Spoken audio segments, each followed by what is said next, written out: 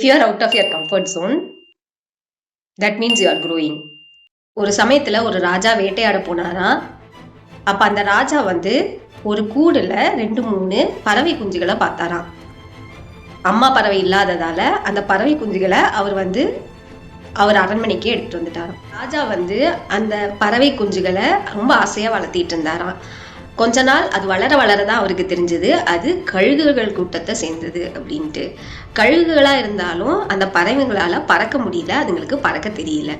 பறக்க தெரியாத பறவைகளை யார் பறக்க வைக்கிறாங்களோ அவங்களுக்கு ஒரு பரிசு அப்படின்னு சொல்லி ராஜா அனௌன்ஸ் பண்றாரு. ஒவ்வொருத்தரா பறந்து காட்டுறாங்க, அந்த பறவைங்கிட்ட பேசி பார்க்குறாங்க, பறக்க வைக்க எவ்வளவோ முயற்சி செய்கிறாங்க. ஆனால் அந்த பறவைகள் சுத்தமாக பறக்கலை. அப்போ இதையெல்லாம் பார்த்துட்டு இருந்த ஒரு சின்ன பையன் அந்த பக்கமாக ஒரு கோடாலியை எடுத்துட்டு அந்த பறவைகள் உட்கார்ந்துருந்த அந்த மரக்கிளையை வெட்டிடுறான். பறவைகள் தானாக பறக்க ஆரம்பிக்குது. இதை பார்த்து எல்லாரும் ஆச்சரியப்படுறாங்க. when we are in comfort zone, நம்ம வாழ்க்கையில் நம்ம கம்ஃபர்ட் ஜோனில் இருக்கப்ப நமக்கு நம்மளுடைய டேலண்ட்ஸ் பற்றி பெருசாக எக்ஸ்ப்ரெசிவாக எதுவும் தெரியாது. அதுவே நம்ம லைஃப்பில் நிறைய சேலஞ்சஸை நம்ம ஃபேஸ் பண்ணுறப்ப நம்ம அந்த கம்ஃபர்ட் ஜோனை விட்டு வெளியே வர வேண்டிய சுச்சுவேஷன் வரப்போ தான் நமக்கு நம்மளோட திறமைகள் என்ன அப்படின்னு தெரியும். நம்மளோட வாழ்க்கையில் நிறைய வளர்ச்சியையும் நம்ம பார்க்கலாம். you are facing lots of challenges in your life.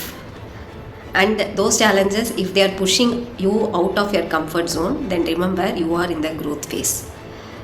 Thank you. Keep following us at bio_magic25.